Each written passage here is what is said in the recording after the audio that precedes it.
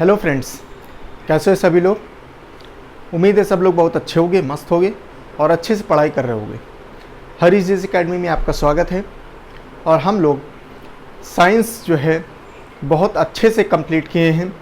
हम लोग ने बायो किया, फिज़िक्स किया और फिज़िक्स के बाद में ये सबसे लास्ट में हम लोग केमिस्ट्री। आज केमिस्ट्री की आखिरी क्लास है, ठीक है। आज आखिरी क्लास है केमिस्ट्री की और इसमें छोटा सा एक पार्ट रह गया, दो पार्ट रह गया, उसको मैं क्लियर कर देता हूँ। उसके बाद में आपकी केमिस्ट्री ख़त्म हो जाएगी, ठीक है। तो पहले हम लोग जो है केमिस्ट्री पूरा देखते हैं आज का पार्ट, उसके बाद में कुछ बातें करेंगे। क्लियर है? चलो ओके। तो हम लोग जो है आज दो चीज़ें हैं, ठीक है। जैसे एक रह गया है ओजोन लेयर के बारे में, ठीक है। एक रह गया है ओजोन लेयर के बारे में। ओजोन लेयर, ठीक है। ये गैसेस या डिप्लीशन कुछ भी लिख सकते हो, गैसेस या डिप्लीशन, ठीक है, कुछ भी कह सकते हो। ओजोन लेयर, ठीक है। देखो, सबसे पहले हम लोग समझते हैं ओजोन लेयर क्या है और ओजोन लेयर की गैसेस क्या होती हैं और उसके डिप्लीशन जो होता है, डिप्लीशन माने वो उसकी छड़ती कैसी है ना, पतली कैसी हो रही है, वो खराब कैसे हो रही है, ठीक है। चलो देखते हैं। देखो, ओजोन लेयर क्या होती है। जैसे ये हमारी मान लो धरती है, ठीक है। ये हमारी धरती है, बहुत आराम से समझना, बहुत अच्छे से समझ में आएगा, ठीक है। ये हमारी धरती है, ठीक है। और धरती के ऊपर क्या है, बहुत सारे क्या लेयर्स हैं, है ना। ट्रोपोस्फियर, मेसोस्फियर, स्ट्रेटोस्फियर, ऐसे करके जो है बहुत सारी लेयर्स होती हैं, है ना। क्षोभ मंडल, समताप मंडल, ऐसे करके। तो जो अब देखो, ये तो नॉर्मल चीज़ें हो गई। अब हम थोड़ा सा ऐसे डायग्रामेटिकली पढ़ाएंगे तो थोड़ा दोनों तरीके से हम पढ़ा रहे हैं, आप बहुत ध्यान से समझना। जैसे मान लो क्या ये हमारी अर्थ है, क्लियर है। ये जो अर्थ है ना, अर्थ के बाहर क्या है, वातावरण है। और इस वातावरण, अर्थ का जो वातावरण है, इसके बाहर एक लेयर पाई जाती है, एक लेयर पाई जाती है जो सुरक्षा कवच का काम करती है। उसी को हम लोग ओजोन लेयर कहते हैं, ठीक है। ये जो ओजोन लेयर होती है, ये ओजोन लेयर की बात करें, अगर हम लेयर्स की बात करें तो ये स्ट्रेटोस्फियर में पाई जाती है। किस में पाई जाएगी? स्ट्रेटोस्फियर। स्ट्रेटोस्फियर ये कहाँ पाई जाएगी? स्ट्रेटोस्फियर में पाई जाती है। करीब देखा जाए तो करीब 16 किलोमीटर से 32 किलोमीटर की रेंज में ये पाई जाती है। 16 किलोमीटर से लेके 32 किलोमीटर की रेंज में ये पाई जाएगी, ठीक है। ये ओजोन लेयर। अब देखो होता क्या है, ये ओजोन लेयर, पहली बात तो ये बनती कैसे है, ठीक है। उसके बाद में इसका काम देखेंगे। देखो होता क्या है कि यहाँ सूरज है, ठीक है। सूरज चाचू है, सन है। तो सन क्या है, सन अल्ट्रावायलेट रेस को जो है छोड़ेगा, अल्ट्रावायलेट रेस को छोड़ता है, अपनी रेस छोड़ता है। उसमें क्या होता है, अल्ट्रावायलेट रेस भी होती है। तो अल्ट्रावायलेट रेस क्या करेंगी, अल्ट्रावायलेट रेस क्या करेंगे, जो ऑक्सीजन होता है, O2 जो होता है, O2 क्या करेगा, O2 को ये तोड़ देगा। O2 को क्या बना देगा, O2 को O+O में बना देगा, उसमें तोड़ देगा। अब होता क्या है कि जो ये सिंगल O है, सिंगल ऑक्सीजन जो है, ये O है, ये क्या करेगा, जब ये टूट गया, लेकिन जो डबल वाली ऑक्सीजन जो होगी O2, तो ये इससे जाके मिल जाएगा, O2+O मिल जाएगा। तो क्या बना देगा, O3 मिला देगा। क्या बना देगा, O3। और O3 क्या है, ओजोन है। समझ में आया? जब यही सारी ओजोन की लेयर आपस में मिलेंगी तो क्या बनाएंगी, एक कवच बना देती हैं। एक कवच माने एक सुरक्षा कवच बनाती हैं। और ये सुरक्षा कवच क्यों मैं कह रहा हूँ, क्योंकि ये जो सुरक्षा कवच है, ये हमारे लिए, हमारी धरती के लिए, हम लोगों के लिए, हमारे पेड़ पौधों के लिए, जानवर के लिए, सब के लिए बहुत इंपॉर्टेंट है। क्योंकि ये जो ओजोन लेयर होती है, ये जो परत है, ये सूर्य की परावैंगनी किरणें, अल्ट्रावायलेट रेस जो होती हैं, उनको आने से रोकती है। उनको आने से क्या करती हैं, रोकती है। अगर ये नहीं हुई, अगर ये ओजोन लेयर नहीं हुई तो क्या होगा, ये परावैंगनी किरणें आएंगी और क्या होगा, बहुत सारी समस्याएं पैदा हो जाएंगी। जैसे इंसानों में कैंसर, कौन से कैंसर, स्किन कैंसर, ठीक है। एनिमल्स में प्रॉब्लम हो जाएगी, पेड़ पौधों में प्रॉब्लम हो जाएगी, ठीक है। और बहुत सारी चीज़ें क्या होगा, एकदम से तापमान आएगा और वो जला देगा। जिस एरिया में समझ लो वो चला गया, वो क्या होगा, जला देगा। क्लियर है? तो ऐसा काम होता है इसका, ठीक। तो इसको हम लोग ने समझ लिया कैसे काम करेगा, कैसे काम करेगा। तो ओजोन जो है ये टूटेगी तो ये फिर ऑक्सीजन से मिलेगी, ऑक्सीजन मिलेगी तो क्या बनाएगी? ओजोन बनाएगी, ठीक। क्या काम करती है? ये काम करेगी। समझ में आया? पक्का, ठीक। अब और बातें समझ लें कि ओजोन लेयर जो होती है ये कहाँ पर पाई जाएगी? स्ट्रेटोस्फीयर में पाई जाएगी, सबसे पहली बात, ठीक है, स्ट्रेटोस्फीयर में पाई जाएगी। दूसरी बात 16 से 32 किलोमीटर की रेंज में जो है ये होती है, ये पाई जाती है, ठीक है। तीसरी बात की अगर बात करें, ठीक है, ये इसकी लोकेशन है, ये क्या है? स्ट्रेटोस्फीयर, इसकी लोकेशन। अगर पूछा जाए कि इसकी लोकेशन क्या है, ठीक है, तो इतनी है, ठीक है। और ये इसकी वो क्या है? ये क्या करती है? ये अल्ट्रावायलेट रेज से जो है हमें प्रोटेक्ट करती है। ये क्या करती है? प्रोटेक्ट करती है, ठीक है, अल्ट्रावायलेट रेज से प्रोटेक्ट करती है। दूसरी बात, ओजोन गैसेस की अगर बात करें, ओजोन गैसेस कौन सी होती? गैसेस की बात करें ना, तो ओजोन गैसेस की बात करें तो कौन सी होती हैं? सबसे पहली गैस होती है, सबसे पहली और सबसे मुख्य गैस इसमें पाई जाती है वो है CFC, ठीक है, CFC, क्लोरोफ्लोरोकार्बन, ठीक है। दूसरा है CCl4, ठीक है, कार्बन टेट्रा क्लोराइड, ठीक है। और एक होती है SF6। जाने अनजाने में इसका इस्तेमाल हम लोग खूब करते हैं, ठीक है, जाने अनजाने में, ठीक है। और जान भी लोगे तो क्या बंद कर दोगे, ठीक है, अभी हम बता रहे हैं अभी, ठीक है। CCl4 हो गया, SF6 हो गया, ठीक।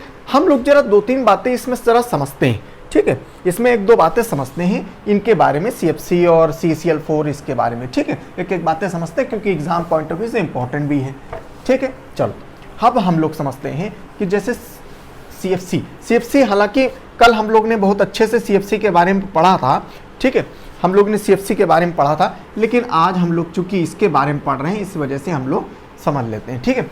CFC क्या है? क्लोरोफ्लोरोकार्बन, ये इसका फुल फॉर्म होता है CFC का, क्लोरोफ्लोरोकार्बन, ठीक। इसको हम लोग फ्रियॉन भी कहते हैं, ठीक है। हेलोन गैस कौन सी है? फ्रियॉन, ठीक है। ये क्या होती है? ये क्लोरीन की दुश्मन है। ये क्या होती है?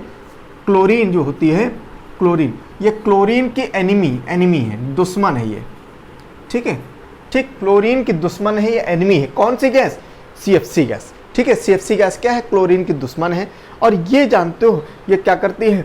ये जब ये CFC ये क्या करती है कि जब तुम्हारा ये क्लोरीन से रिएक्ट करेगी, ठीक है, क्लोरीन से जो है Cl2, ठीक है, ये क्या करेगी? ये क्लोरीन से जब रिएक्ट करती है ये ओजोन लेयर, ठीक है, तो क्या बनाती है? ClO+O2 बना देती है, ठीक है। तो होता क्या है? अब बहुत ध्यान से समझना कैसे इसमें दिक्कत आती है। देखो मैंने अभी क्या बताया कि ये अर्थ है, ठीक है, अर्थ के बाहरी एटमॉस्फेयर में क्या होता है? ये ओजोन की लेयर है, ठीक है, ये ओजोन की लेयर है। अब हुआ क्या कि मैंने बताया कि CFC क्या है? CFC एक गैस है जो कि क्लोरीन की दुश्मन है, ठीक है, क्लोरीन की दुश्मन है। अब होता क्या है कि जैसे हम लोग तो यहाँ रह रहे हैं, ठीक है, हम लोग तो यहाँ रह रहे हैं, इसके अंदर, अर्थ के अंदर रह रहे हैं। अब अर्थ के अंदर जो रह रहे हैं तो होता क्या है कि हम लोग CFC का इस्तेमाल खूब करते हैं, ठीक है, खूब करते हैं, ठीक। कैसे? हम लोग कहाँ CFC कल हम लोग ने बताया था, इसका यूज़ कहाँ पर है? इसका यूज़ एज ए रेफ्रिजरेंट इस्तेमाल करते हैं, एज रेफ्रिजरेंट इस्तेमाल। रेफ्रिजरेंट माने मतलब कूलिंग के लिए, ठीक है, कूलिंग के लिए इस्तेमाल करते हैं, ठीक। कूलिंग में मतलब कहाँ? जैसे AC हो गया, है ना, जैसे फ्रिज हो गया, है ना, इनमें हम लोग इस्तेमाल करते थे पहले हम लोग इस्तेमाल करते थे। तो होता क्या था कि जब ये CFC इस्तेमाल करते थे तो ये CFC जब यहाँ से रिलीज होके जब एटमॉस्फेयर में जाती थी तो ये जो क्या करती थी, ये इससे रिएक्ट करती थी। किससे रिएक्ट करेगी?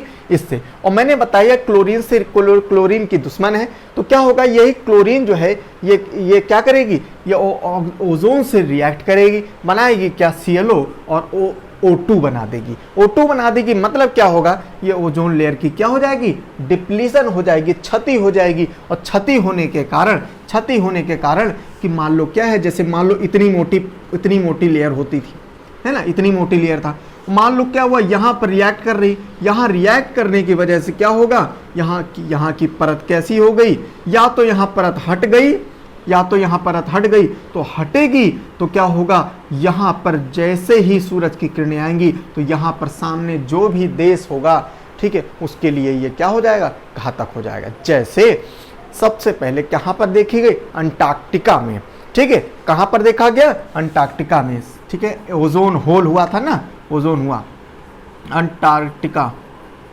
अंटार्कटिका में, और कहाँ देखा गया, आर्कटिक में देखा गया, ठीक है, आर्कटिक में। तो पहले अंटार्कटिका में और फिर आर्कटिक में देखा गया ओजोन डिप्लीशन। पूछा जाता है बताओ ओजोन डिप्लीशन कहाँ कहाँ देखा गया, तो अंटार्कटिका में और आर्कटिक में देखा गया।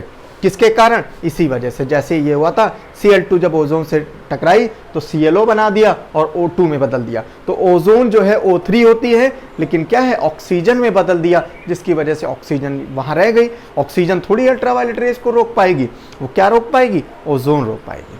समझ में आया, ठीक है। चलो और देखते हैं, तो हम लोग CFC देखे हैं कि CFC क्या है, क्लोरोफ्लोरोकार्बन, ये कूलिंग एजेंट में इस्तेमाल होती है, लेकिन अब जो है हम लोग जो है कूलिंग एजेंट के लिए अब CFC इस्तेमाल नहीं करते हैं, ठीक है। अब हम लोग जो है बहुत सारी अलग अलग चीज़ें होती हैं, अब हम लोग इस्तेमाल करते हैं, जैसे हम लोग जो है ड्राई आइस का इस्तेमाल करते हैं, ठीक है। ड्राई आइस हो गया, ड्राई आइस को, है ना, कल हम लोग ने बताया था ड्राई आइस क्या होता है, -78 डिग्री कार्बन डाइऑक्साइड को जो है -78 डिग्री में कर दो तो ड्राई आइस बन जाती है, ठीक है। और हम लोग क्या इस्तेमाल कर रहे हैं, ठीक है, ड्राई आइस हो गया, है ना, जैसे नाइट्रोजन हो गया, है ना, नाइट्रोजन हो गया, ठीक, ये सब हम लोग क्या करते हैं, इस्तेमाल करते हैं, ठीक।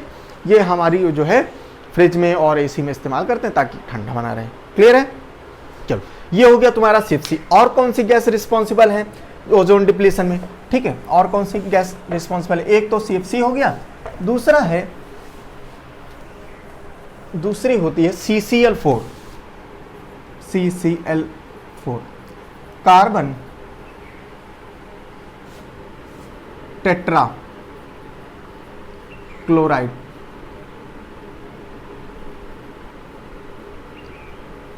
कार्बन टेट्रा क्लोराइड, ठीक है, CCl4। मैंने आपको बताया है CCl4 कार्बन टेट्रा, जो जहां 4 है, 4 का मतलब टेट्रा, ठीक है, 4 का मतलब क्या होता है, टेट्रा होता है, ठीक। ये जो गैस होती है ये कब ये निकलती है, during burning of tyre and tubes, ठीक है। टायर एंड ट्यूब्स, जब टायर होते हैं ना, जो उनको जब जलाओगे ना, टायर या ट्यूब या रबड़ हम लोग जब जलाते हैं ना, तो उससे निकलती है क्या, यही CCl4, ठीक। और ये बड़ी खतरनाक होती है, और ये गैस जो है क्या करेगी, ये गैस जाएगी सीधे वहां पर और ओजोन लेयर के पास में, और उसको क्या करेगी, डिप्लीट कर देगी। समझ में आया, और उसको क्या करेगी, डिप्लीट करेगी, क्षति पहुंचाएगी, जिसकी वजह से ओजोन लेयर में डिप्लीशन, छेद होगा।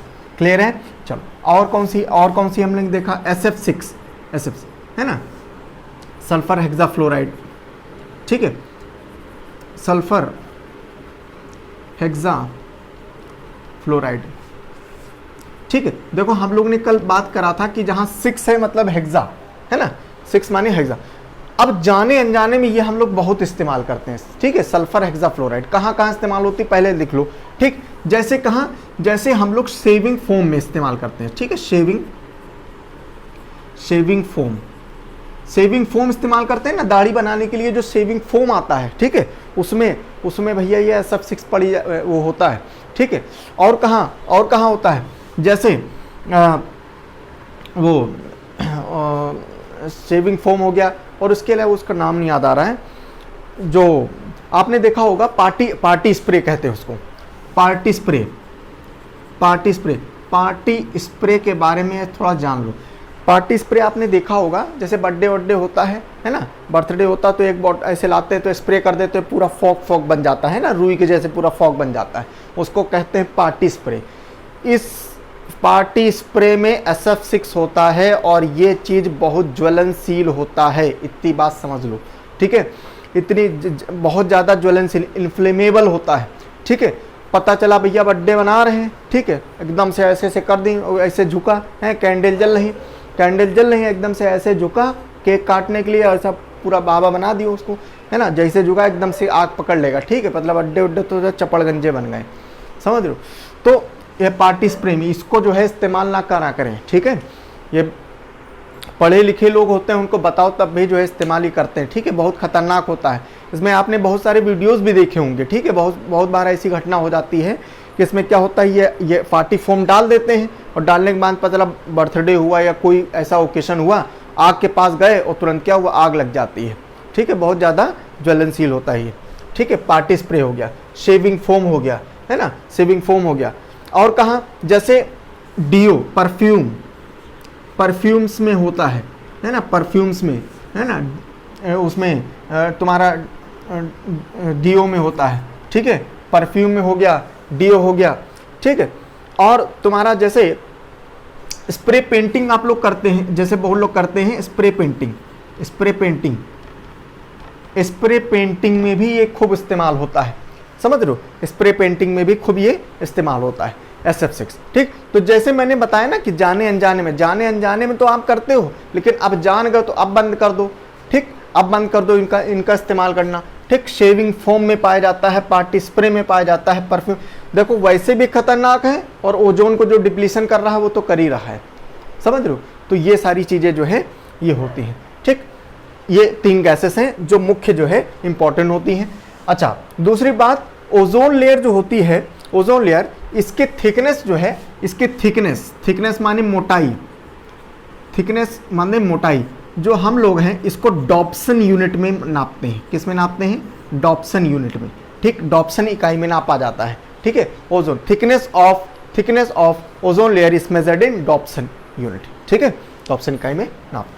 ये तुम्हारा हो गया क्या, तुम्हारा क्या हो गया, ओजोन लेयर के बारे में, ठीक है। ओजोन लेयर के बारे में छोटी सी बात थी, इसको हम लोग ने थोड़ा समझ लिया, ठीक। अब हम लोग जो है देखते हैं थोड़ा सा एक और छोटा सा वो पार्ट है, वो है एक्सप्लोजिव का, ठीक है। एक्सप्लोजिव, विस्फोटक, यहां से भी क्वेश्चन खुद बनते हैं, ठीक है।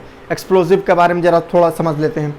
एक्सप्लोजिव जो होते हैं बेसिकली 6-7 एक्सप्लोजिव हैं जो पूछे जाते हैं, ठीक है, एग्जाम में, और वहीं से क्वेश्चन बनता है। वो बहुत आसान क्वेश्चन बनता है, बताओ इनमें से कौन सा एक्सप्लोजिव नहीं है, ठीक है, या उनका फुल फॉर्म क्या है। बस इतने ही क्वेश्चन पूछते हैं, लेकिन इससे ज़्यादा क्वेश्चन नहीं पूछा जाता है, ठीक है। तो हम लोग को इतना पढ़ना भी, हम लोग को बम बारूद थोड़ी बनाने जा रहे हैं, ठीक है। हम लोग को क्या है, एग्जाम निकल जाए, ठीक। तो कौन कौन से एक्सप्लोजिव होते हैं, जैसे हम लोग लिखते जाएं, ठीक है। जैसे सबसे पहला होता है एक्सप्लोजिव TNT, ठीक। TNT माने क्या, ट्राई नाइट्रो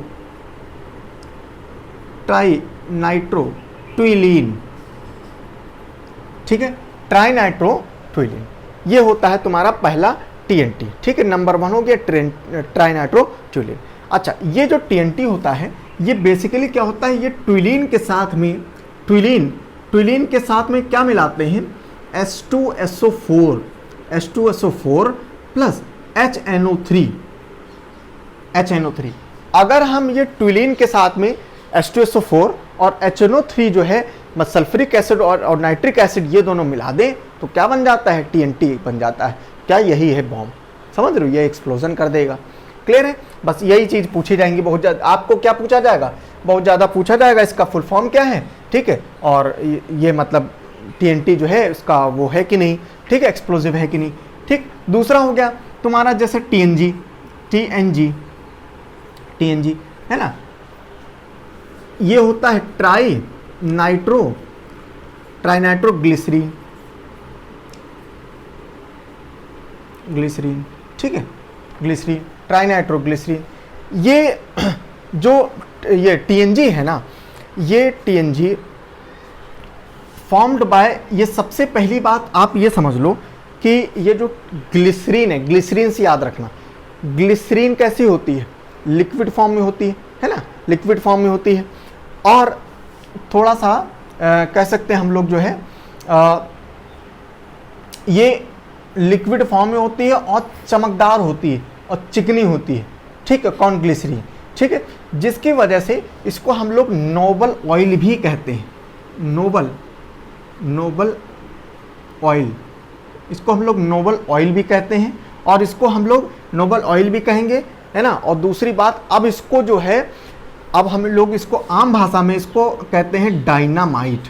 क्या बोलते हैं? डायनामाइट बोलते हैं। अब हम लोग इसको डायनामाइट बोलते हैं क्योंकि डायनामाइट बनाने में इसी का इस्तेमाल होता है। समझ रहे हो? डायनामाइट बनाने में इसी का इस्तेमाल होता है, इसी वजह से अब इसको हम लोग डायनामाइट कहते हैं। ठीक है, और क्योंकि देखो क्या होता है, जो ये ग्लिसरीन है, ये ग्लिसरीन क्या करती है, ये ऑयल की तरह काम करती है और इसी में जो है बुरादा मिला के डायनामाइट मिला देते हैं। समझ में आया? ठीक, चलो आगे समझो। ये TNG हो गया। फिर उसके बाद में एक और समझ लो, एक होता है TNP, TNP trinitro picric acid, picric acid है ना। पिक्रिक माने क्या? अचार है ना, पिक्रिक माने अचार। देखो अचार में जो ये पिक्रिक एसिड पड़ती है वही है ये। ठीक है, सोचो बम बनना है इससे। ठीक है, ये और कुछ नहीं, जो हमारे यूज़ में जो चीज़ें आती हैं उसी से बम बनता है ना। आपको मालूम होना चाहिए, आपके यहाँ जो एक साबुन इस्तेमाल होता है, आप वो एक समझ लो बम है। क्लियर है? हाँ, जैसे आप इस्तेमाल करो वैसा है। ठीक, चलो देखो क्या है ट्राइनाइट्रो पिक्रिक एसिड। इसमें ज़रा देखते हैं।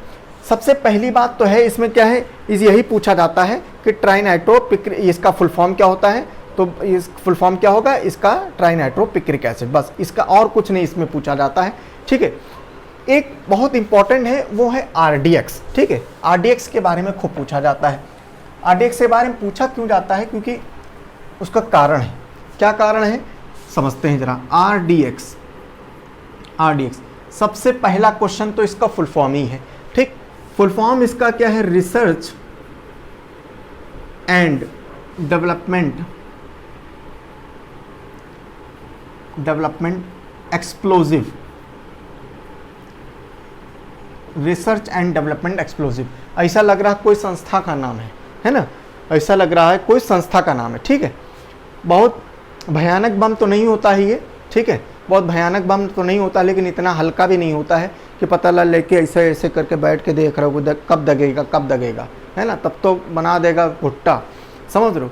तो इतना नहीं है, तब तो भैरव बाबा बना देगा। इस वजह से इतना भी हल्का नहीं, हाँ हल्का होता है। ठीक है, सबसे जो है बहुत ज़्यादा वो नहीं होता है। ठीक है, RDX के बारे में अगर देखा जाए तो सबसे पहले कि RDX जो है इसकी खोज जो है हेंस हेनिंग ने कहते थे।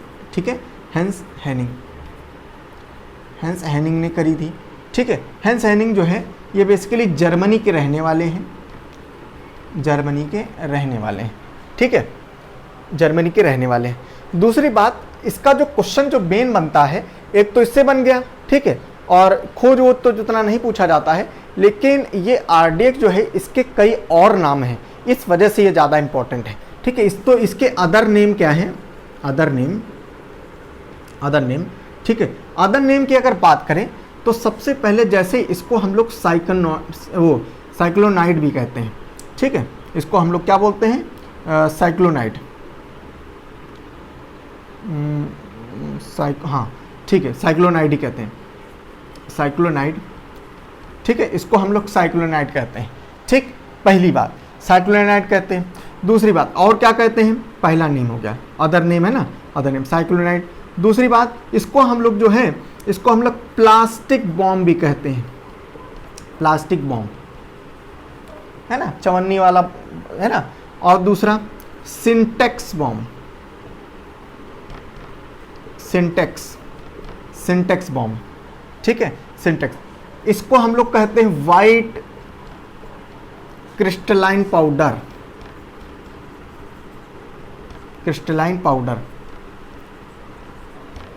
देखो क्रिस्टलाइन माने होता है कि क्रिस्टल के फॉर्म में, जैसे चीनी होती है ना, चीनी होती है लोगों को क्रिस्टल के फॉर्म, चीनी क्या क्रिस्टलाइन होता है, तो वाइट क्रिस्टलाइन पाउडर के रूप में ये होता है।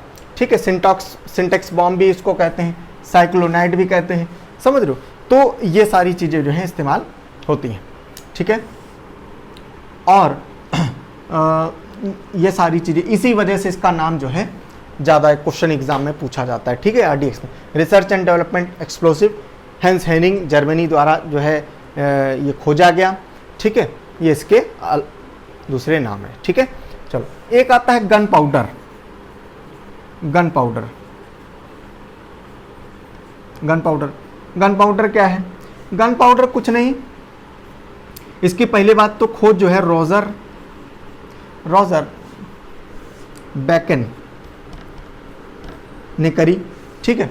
और ये कुछ और नहीं है, ये क्या है?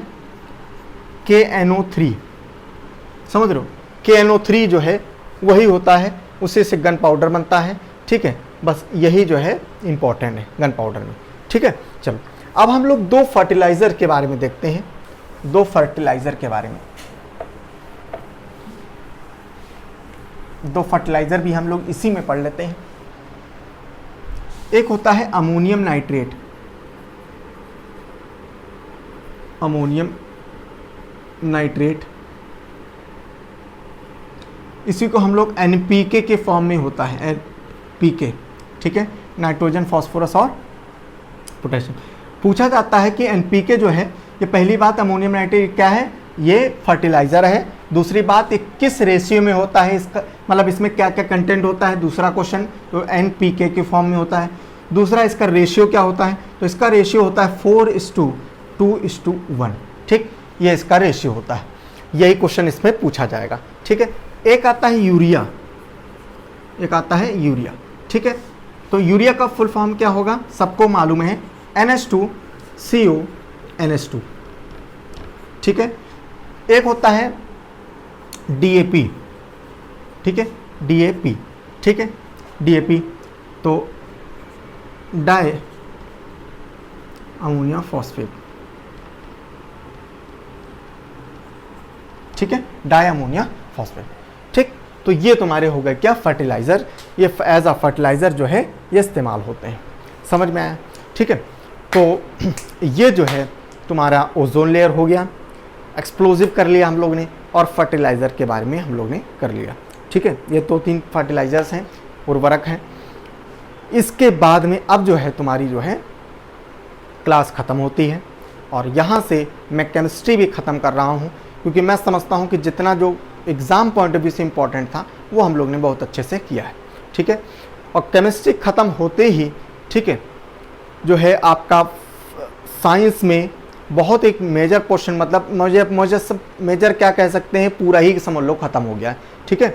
आपका बायो ख़त्म हो गया, उसके बाद में आपका फिज़िक्स हम लोगों ने बहुत अच्छे से किया, और केमिस्ट्री बहुत अच्छे से किया। अब जो है आप सभी से रिक्वेस्ट है कि आप सभी लोग कमेंट करना कि अब आपको जो है क्या पढ़ना है, ठीक है। चूँकि नामी है हरीश जेस एकेडमी, ठीक है, तो जीएस मतलब कि आपको और भी सारे सब्जेक्ट इसमें हम कोशिश करेंगे कि बहुत अच्छे से आपको उसमें दें, ठीक है। मैं पूरी कोशिश करूँगा कि आपको, जैसे साइंस मैंने पढ़ाया है, साइंस में आप देखिएगा जो मैंने टारगेट आपको बताया था 60 से 70%, ठीक है। आप ये सारी चीज़ें पढ़ने के बाद में आप पेपर उठाना, और पेपर में चले जाना, आपको जो है 60 से 70 नहीं, उससे कहीं ज़्यादा ही आपको क्वेश्चन फंसेंगे, क्लियर है। उसी प्रकार से हम लोग जो है अब दूसरा सब्जेक्ट उठाएंगे, और वो आप जो है, आप सभी लोग, रिक्वेस्ट है सब लोग कमेंट करके बताना कि सर अब कौन सा सब्जेक्ट उठाएं, ठीक है। मैं ऑप्शन दे सकता हूं तुमको, आप चाहे पॉलिटी ले लो, ठीक है, पॉलिटी ले लो या इकोनॉमिक्स ले लो। मैं कोशिश करूंगा कि इन्हीं का ये उठाऊँ, क्योंकि इनका रेशियो जो है ये सबसे ज़्यादा एग्ज़ाम में, मैंने पहली क्लास में बताया था कि अब उनका हिस्ट्री ज्योग्राफी का रेशियो कम बनना है, ठीक है। तो आपको पॉलिटी, ठीक है, पॉलिटी पढ़ना है तो पॉलिटी बताइएगा, या क्या तुम्हारा ये इकोनॉमिक्स पढ़ना हो तो इकोनॉमिक्स बताइएगा, ठीक है। चलो okay, thank you so much. सभी लोगों से रिक्वेस्ट है, सब लोग चैनल को सब्सक्राइब करना और शेयर करना, ठीक है। Thank you.